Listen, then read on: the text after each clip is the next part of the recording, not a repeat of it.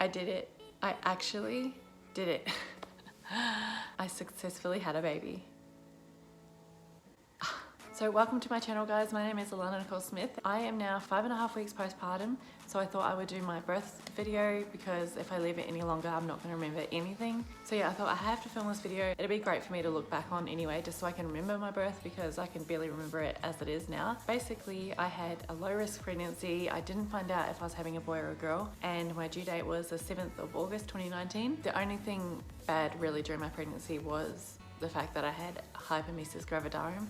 Still don't know if that's how it's pronounced, I think so. But yeah, so pregnancy was really, really tough, but I got through it and I feel amazing now. It's like I've got this whole new world. I can eat what I want. I can eat without being sick. I can get up without being sick. Oh, I can do so many things. But if you haven't seen my video about how I found out I was pregnant, I'll link it down below. So if you want to watch that afterwards, you can. I was in what's called an MGP group, which I had no idea about before I was pregnant. It's a thing the public hospital does. And honestly, if you get the chance to do it, and get asked if you want to be in this group. I didn't get asked, I was just put in it, but I would 1,000 times do it again through them. Basically, you have like your own midwife throughout the whole pregnancy, and she's in a group of 3 or 4, I think it's 3. And so you know who all the midwives are basically in that group, so you're always going to see them, and at least one of them is going to be at the birth, if not your midwife that you're assigned to. I think in the public system, they just give you any midwife, I'm pretty sure. By the way, it's super windy outside today, so if you hear the wind, I'm sorry about that. Okay, so it was the night before I was 39 weeks pregnant, so this was the 30th of June 2019, and I was lying on the couch eating dinner, had no signs at all that this was gonna happen. The only thing was on Monday I was really, really, really tired. Probably one of my most tired days during the whole pregnancy, and Micah said, maybe it's your body getting ready for labor, you just need to relax and rest. And I'm so glad I did because I wanted to do weird things that you do when you're in late pregnancy, like the nesting stuff, like clean the pantry out and whatnot. So I'm glad I actually took Monday to rest. But Tuesday I had done all those things, like I did the pantry, I cleaned out the Tupperware drawer, just random stuff that needs to be done but you just never get around to. So I did all that, and I was lying on the couch that night eating dinner, and I felt this like pop in my stomach. I was lying right here actually, right along here, and I felt this like weird, like this tiny little like pop in my stomach. And I was like, I turned to Mike and I said, I think my water just broke. I freaking legged it to the toilet, sat down, and all this stuff came out. And I was sitting there for like a minute or so like, did I just wet myself? Or did my water break? I had no idea. I could not, I mean, I thought surely it has to be water, like surely I didn't just wet myself, but maybe, just maybe the baby, because it was, you know, I was 39 weeks pregnant, maybe the baby pushed on my bladder or something and it caused stuff to come out. So I thought, this is awkward because I've got no idea. So I had a shower, I rang the midwife, and it was deferred to the midwife who was on at the hospital at the time. It was probably about 8 o'clock at night, I think, when this happened. So yeah, I spoke to her. She was asking me why I think my waters broke, and I told her I either wet myself or my waters broke. She said there was a couple of options. I could go into hospital now, get checked if I wanted to, or I could just wait and see if labor started by itself, because like I said, I had no signs that labor was starting at all. I had like pains, but I'd had pains the last couple of weeks, like standing up, sitting down sort of thing, but nothing like a contraction pain. So luckily for me, the hospital's only about 5 minutes up the road. So I said, I just kind of want to know if it's that or not. We went up to the hospital, and what they do, they put a couple of monitors on you, and I can't remember if it was 1 or 2, but I think they've got the baby's heart rate at least anyway. So they monitor you for about 45 minutes to an hour, and then they check to see if your waters are broken by looking with their hand. Yeah. We weren't sure if it was actually my waters at this point, but when she looked, she was like, yep, your waters have definitely broken. And we were just like, whoa, it's happening. So what they call that is ruptured membranes. I think it's when your waters break without going into labor. I went home, and it was the next morning when my midwife rang, and we had the option to get induced straight away. So basically, once your waters break, you've got, I think it's 72 hours. No, is it 36, 42, 48, 72. It's got, yeah, 3 days. I think it's 72 hours between your waters breaking and them saying you have to get induced because the risk of infection's too high. So it had been about 8 hours or so since my waters had broken. No, my waters broke at 6:45. That's right, I do remember that. 6:45 AM, PM. 7:15 p.m. my waters broke. So it had been 13 hours since my water had broken. It was really unfortunate for me because if I decided to wait for my body to go into labour, I wasn't guaranteed to get my assigned midwife at my delivery because she had an appointment an hour or so away, and obviously there's no telling when you're going to have the baby. Long story short, I decided to go with the option of getting induced straight away because for one, I really wanted her there, and two, I may have had to get induced anyway, like I didn't have any signs of contractions. So I just thought I may as well just go get it over and done with. So we got to the hospital about 11 o'clock and they induced me right away with oh frick, I can't remember what it's called. You know, what's that word that they, you know, that thing, and they put cannula. Anyway, they put oxytocin in a drip through your hand. Cannula. And that's a drug that causes your contractions to come on, basically. So that puts you into labour. So things were going really good. So I have 2 monitors on me. One's for the baby's heart rate and one's on for that screen that shows when you're having contractions. I was asking the midwife, what I'm feeling now, is that a contraction? And she's like, yep. So I knew at that point that I was having contractions and they were fine, like I could get through it. It was just like, I don't even remember if it was just pressure or like the tiniest amount of pain. So I got checked about an hour or 2 later, I think it was. The funny thing is with labour is, well, with me anyway, your perception of time was just completely gone. I had to ask Micah how long each thing was during labour and I was really surprised at some of his answers, but I think it was about an hour or 2 later of this drug starting, I got checked and I was barely like pushing 1 centimetre dilated. So that was fine because it was still kind of the start of the labour. So not long after that, the contractions started getting a lot worse. So I used the exercise ball and apparently I was on that for 4 hours. That is so insane to me, but 4 hours I was bouncing on the ball. At this point I started using the gas in the air because it was starting to hurt a lot more. One thing I do remember that helped me a lot was I had a speaker with a Spotify playlist playing in my head while the contractions were going. I was singing the songs in my head. It wasn't necessarily like calming music like of the rainforest and stuff like that. It was music that I really liked and I knew the words to, and I think that helped me more than what a rainforest or ocean waves would have helped me because I was so concentrating on singing that song in my head that was getting me through the contractions. So it was good in the start of labour when the contractions were getting quite bad. By the end of the labour, I could hear the music, but I wasn't in no way to even think of the words. So yeah, when I got checked the first time, she did a stretch and sweep, which if you don't know what that is, I don't even know if you wanted to Google it. Like, basically what they do is they use their hand and they sweep the membranes of the cervix with their hands, and that kind of thins your cervix out a little bit more to get labour going. I think we had that done. That was fine. I could barely feel it when she did that. It wasn't until about 6 p.m.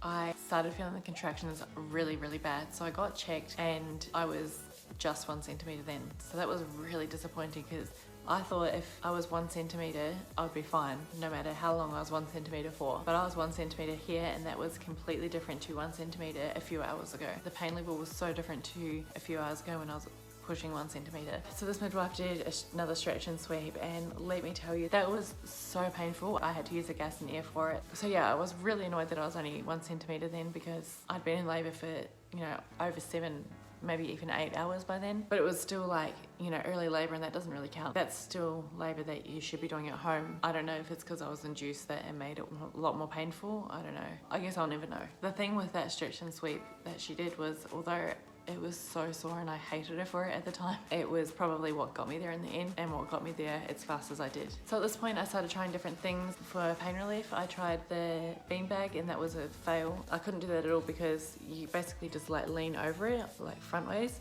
and it was just too much pressure on my belly. It was just hurting way too much, so I didn't do that. I think I tried the ball again a couple of times because my plan was that if I could handle the pain, I was gonna have a water birth. And that was only the plan from a couple of weeks ago. Like, I'd always just planned to give me that epidural as soon as possible. But then I thought, no, if I can do it, I wanna have a water birth because I've heard really good things about water births. But like any labor story, it never turned out how I wanted.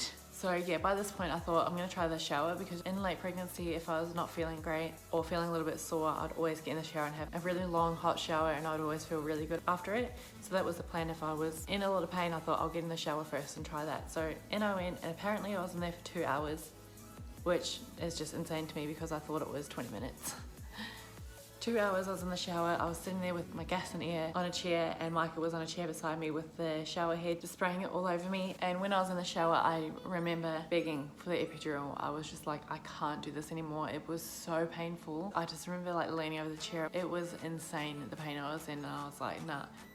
I was hoping that when people spoke about labour that they kind of exaggerated how painful it would be, but for me, Again, maybe it was because I was induced, but I could not handle it at all. It was just too much. So I was really begging for that epidural, and my midwife finally got there. It must have been about 8 or 9 o'clock, and I said to her, I need the epidural, please give me the epidural. And then that's when they lied to me. As Mike likes to say, the truth was being stretched. But yes, it was for my own good, because you know, there are risks involved with getting epidural, greater risk of needing an emergency C-section with the epidural, and I was just like, I can't get through it without it. I need it, please give it to me. So they told me that the epidural man, what is he called? His real name is an anesthesiologist, anaesthetist. I just call him the epidural man. Is that rude? I don't know. That's one of the things he does anyway. But I was told he was down with an emergency C-section, and obviously that being a priority, he had to be there for that. I was devastated when they told me this, because I thought, in my mind, it didn't occur to me that there should be more than one epidural man around. But at the time, I just believed them, and I was like, how am I going to get through any more time without getting an epidural? Like, I can't wait for this lady. How dare she take my epidural man away from me? Needing an emergency C-section, I was devastated. Eventually, it got to about 10 o'clock, and my epidural man arrived, and it was like, the heavens opened up as he walked into the room. I was so happy to see him. So we got the epidural done. I didn't realize it was such a massive procedure. You know, it takes about half an hour to put in a massive ass needle in your back. And then they've got like a 5mm gap that they can get this needle in us. It's not gonna work. At that point that I was in labor, it was like, I don't even know how I got through the epidural, because I was in so much pain with the contractions. But I did, I got through it. And after the epidural was in, I laid back on the bed and I was like, wow, life is amazing. Life is great. I'm so happy right now. They pulled out the fold-out couch for Mike, and Mike was probably about to have a nap. I was like, this is just, I think I was in another world. I was like, this is amazing. I didn't need the gas in the air anymore. And about 15 minutes passed, and I was like, I don't think I'm meant to be feeling this. I started feeling pressure, and then I started feeling contractions again. Yeah, and I said to my midwife, like, I can feel it, and I think they would have seen that I was starting to get in pain again. Basically, there was obviously a problem with the epidural. It wasn't working for some reason. What they do to test if the epidural is working or not is they have a piece of ice, and they put it like on a part of your body that shouldn't be affected by the epidural, and they say, can you feel this? And obviously you can feel it. And then they start putting it in places where the epidural should be working on, and then you shouldn't, in theory, be able to feel the ice at all. You should just, I think you can just feel like them touching you. And that was the case 15 minutes ago, but now, they were asking me, and I said, yes, I can feel that. Yes, I can feel that. Then things just got worse and worse and worse with my contractions. So I was kind of more focused on that. It wasn't a pain, but it was like this extreme pressure of needing to poop. I couldn't physically stop my body from pushing at this point, because it was so intense. They were saying, stop pushing, stop pushing. I could not do anything to stop pushing. My body was just doing it for me. It was nothing I can describe. So the epidural man had come in to check how the epidural was going, and obviously it wasn't working. So I had to get back up. He had a look at it, and pretty much there was a blockage. So I think on the left-hand side, it completely wasn't working. He tried to fix it, but he said, if this doesn't work, basically you're going to need to have it taken out and redone. My baby's awake. I will be back, and when I come back, you'll be able to meet my baby. Okay, sorry, I'm just gonna have to feed while I finish this video, else I'm never gonna get this video finished. So I'm sure you won't see anything, but that's just what's happening down there if you hear any noises. So the epidural man came in to check my epidural, because like I said, it wasn't working properly, and found that there was a blockage. I think it was on the left-hand side, so I could feel everything through there. He said that it will pretty much have to get taken out and re-put back in for it to start working again. So there was no way that was going to be able to happen. I was in no state at all to get up and have the epidural take. Really? This is all because of you. I was in no state to get the epidural taken out and put back in. With the pressure that I was feeling as well, I think the midwives could see that I was like not in a great way. So they decided to, I can't remember if she checked if I was 10 centimeters or she just knew by looking at me, but basically said I can try pushing if I wanted to, which was the biggest relief in the world to me. The pressure that I was feeling was just the most overwhelming thing I could possibly ever imagine. So I had my midwife ask me a couple of hours earlier if I minded that a student was in the room to be there for the delivery. If you get asked this, don't say no, because in my head I was kind of like, oh god, this is gonna be like some 17-year-old straight out of school. And I mean, they do have to start somewhere, like you might end up with one of those, but the student I had was probably my age, and she was amazing. Like, she was just as good as my midwife and did most of the stuff down the end when I was delivering the baby. She was incredible. Definitely let a student in if you get the chance, because honestly you won't even care who's in the room. In the room I had with me Micah, and then I had down the bottom of the bed I had the head midwife on duty, and then I had the student midwife, my midwife, and also there was a lady there. I don't know when she got there, she disappeared, but I think she was there from the start of me starting to push. So she was there in case I needed an episiotomy, which basically means if I couldn't get her out and I needed to be cut, she was the one to do it. Yeah, I know, I didn't want that either. So with the first push, they could see the baby's head, which they were really shocked at, but I think I knew, like I wasn't as surprised because I knew how close I was to giving birth to this baby because of that pressure I was feeling. And then they let me push again, and then by this time the baby was like almost starting to come out and its heart rate dropped. So when stuff like this happens, that's when they start thinking about, you know, you might need an emergency C-section, this baby has to come out right now. I just remember being so focused in the moment, like I was getting this baby out no matter what. And I pushed like so hard and nothing happened. And then they let me push one more time, and that contraction just went on for so much longer than all the other ones. And I ended up like pushing her out in that contraction. So in the end I was only pushing for 11 minutes, which is quite crazy, especially for my first baby. Ideal situation, because you don't want to be pushing for too long as well, because that's when you can start to get really tired, and that's when complications happen like C-sections and that kind of thing. Look. So the baby came out, and let me tell you, the most satisfying thing ever, just that feeling of getting the baby out was just like, thank God, like, you know, it's such a relief. The baby's out. Cried straight away. And then I was like, wait, what is it? Is it a boy or a girl? The whole 9 months I've been wanting to know if it was a boy or a girl. It was finally the second that I get to find out. They put the baby on me and they said, let dad see. And he said, it's a girl. We had a baby girl, which if you have seen my gender prediction test, you would know I was so sure I was having a boy. Her face is a little bit red at the moment because she's got a pretty bad milk rash, but she's good. Hi, Bella.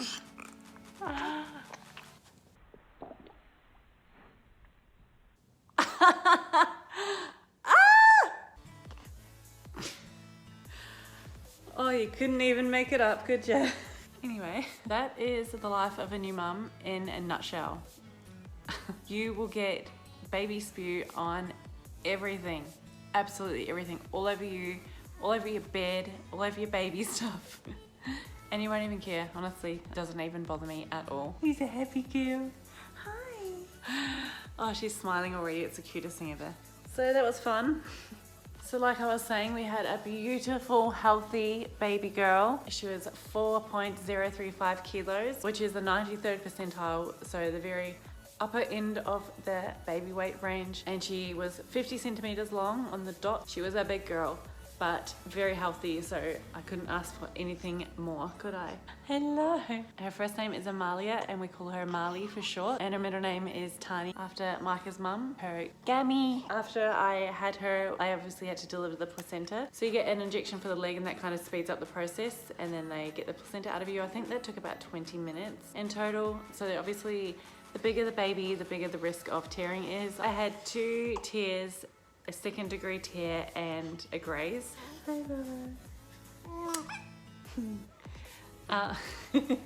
She loves poking her tongue out too, which is hilarious. She's got it out pretty much 24/7, and I love that about her. Yeah, they had to stitch up 3 tears. I've got no idea how many stitches I got. I never asked. I don't think I wanted to know at the time, but they had to give 5 local anesthetic injections to numb the area, obviously, for the stitches. They were one of the most painful parts of the labour, I reckon. Those injections were so sore, and I still remember that pain. I was smashing the gas in the air when they were giving me those. That was just too much. Once that was in, I couldn't feel the stitches, obviously, at all. And then they pretty much cleaned everything up. The midwife literally completely showered me. I just stood there and she did everything for me. And honestly, midwives are like such special people. I don't know how I would have gotten through my labour without her and Micah. They were just so amazing to me. They knew exactly what to say at the time, but everything worked out really, really well. I hope you enjoyed my birth story video. Sorry the video was... Your sneezes are so cute. I'm sorry I didn't vlog it. I kind of did want to, but looking back, I'm glad I didn't, because I couldn't even look at my phone the whole day while my contractions were really bad. Like, I wouldn't have been able to vlog at all, even if I wanted to. Also, there was a midwife in the room with me 24/7 anyway, so it would have been... It would have been a little bit hard to vlog, you know? And if you want to see more of Amalia, don't forget to hit that subscribe button. I love you so much. Hopefully I'll be back next week with another video. It definitely wasn't the easiest thing in the world to film with a newborn baby, but I wanted to react to my hospital bag video and go through what I did and didn't use out of that, because I find that's really, really helpful for people that don't want to overpack or underpack, and also what I wish I'd known or what they don't tell you before you go into labor. So look for those videos coming up. Hope you enjoyed the video. Don't forget to subscribe. Thank you so much for watching, and I'll see you in my next one. Bye guys.